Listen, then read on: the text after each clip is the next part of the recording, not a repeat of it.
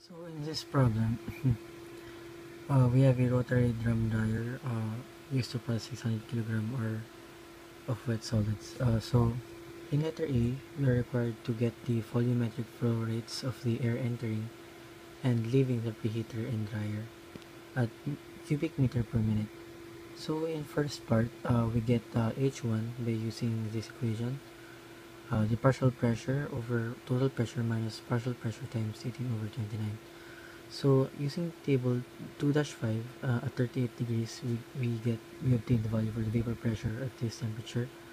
We substitute everything there, and the total pressure is equal to 1 atm or 101.325 kilopascals. So we get a value of 0.0435 for our H1. While we're at it, we get the VH1, which is RT over P at T is equal to 40 degrees Celsius times 1 over 29 plus 0.0435, which is our H1 over 18. We get 0.9477. Uh, for H2, we use the percent humidity given. So H2 is equal to percent humidity times HS. H is given. HS we will obtain by using this equation again. At 90 degrees Celsius, we obtain the vapor pressure. We get 70.12 kilopascals. We substitute the equation, we get a value of 1.3787. So we multiply it by humidity, which is 0.025. We get humidity of 0.03497. We substitute this H2 to here. We get 8.314 times 363 at 90 degrees Celsius over 101.05 times 1 over 29 plus 0.03497 over 18. We get VH2 of 1.0849. So in order to get the W over here, we first get the dry basis of the wet basis of the moisture, which is 0.15 over 1 minus 0.15, which is equal to 0.1765. We also do the same for the W2, which is 0.02 over 1 minus 0.02, which is 0.0204. So we are given with FW1. In order to get F, we get FW1 times 1 minus WW1. So that's 0.15. So 600 times 1 minus 0.15 over 5, that will be equal to 510. We substitute this F to the water balance, so we put it here. W, so our unknown will only be W. So W times 0.0435 over minus 0.03497, which is the humidity, and 510 times 0.01765 minus 0.0204. So we obtain a value of 9,333.06. In order to get the volumetric flow rates of each, so we multiply W times H1, and for Q2 we get W times H2. We are given with this, and this. We substitute the values, you get a value of 147.42 m3 per minute for Q1 and 168.76 m3 per minute for Q2. So in letter B, we need to find the volumetric rate of the fresh and recycled air streams in cubic meter per minute. So in order to solve for WA and WR, we first need to set up two equations. For equation 1, we get W is equal to WA plus WR, and for the second equation we get W times humidity 1 prime is equal to WAHA plus WRHR. As we all know, we obtained W a while ago, which is 9,333.06, and we have a condition here that H1 prime is equal to H2 since the humidity is constant.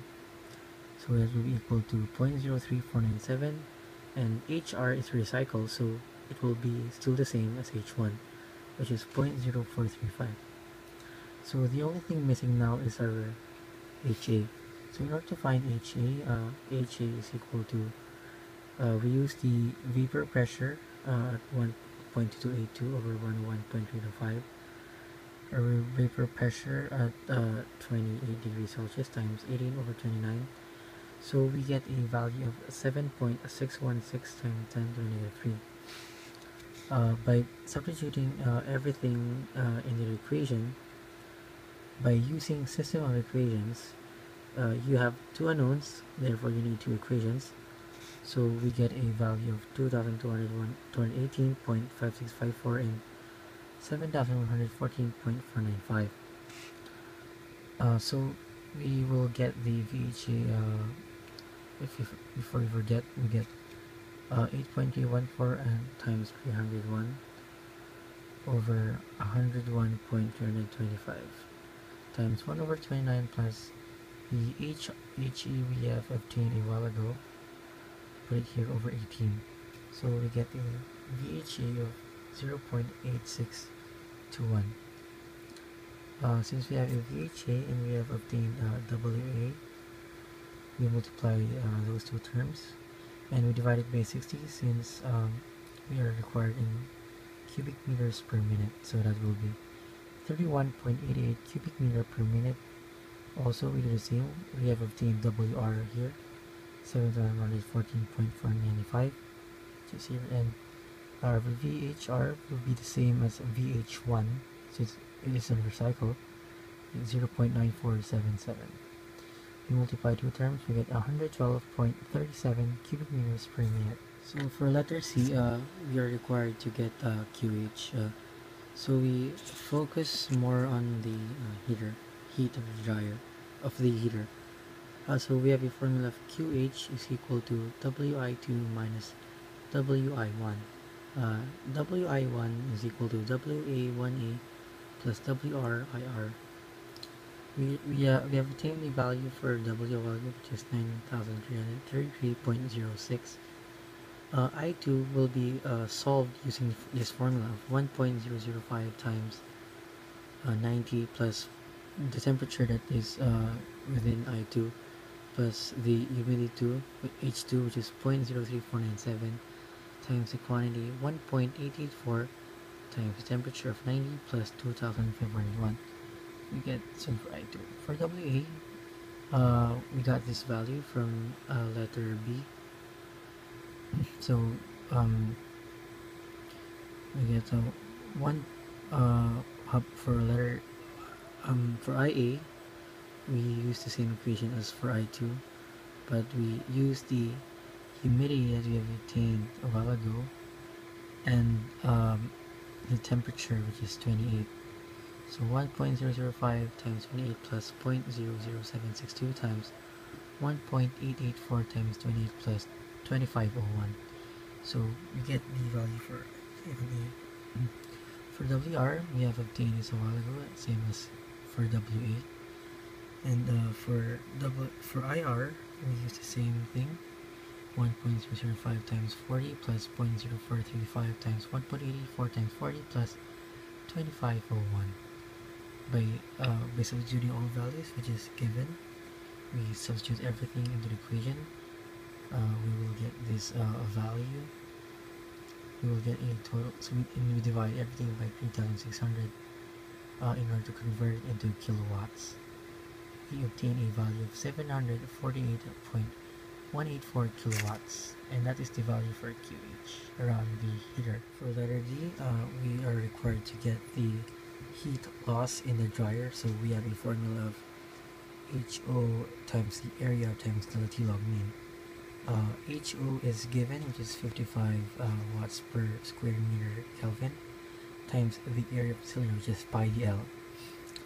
Pi times d, which is 1.2, but we add twice the thickness of the insulator, so that is 1.5 times the length of 20 meters, and then we multiply it by delta T log mean. Delta T log mean is equal to the TO2 times the ambient temperature, which is 28, minus TO1 minus the ambient temperature over the ln of the 90 minus 28 over 40 minus 20. We get, by substituting all values, we get delta T log mean, and direct substituting everything into the equation, we get a value of 157.823 kilowatts.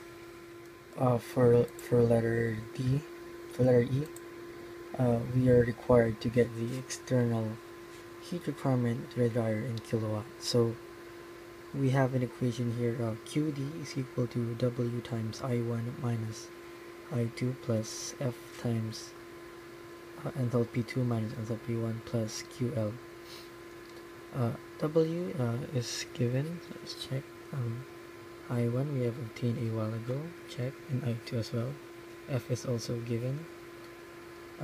Which is solved a while ago. And HS1 and HS2 will be solved using this equation.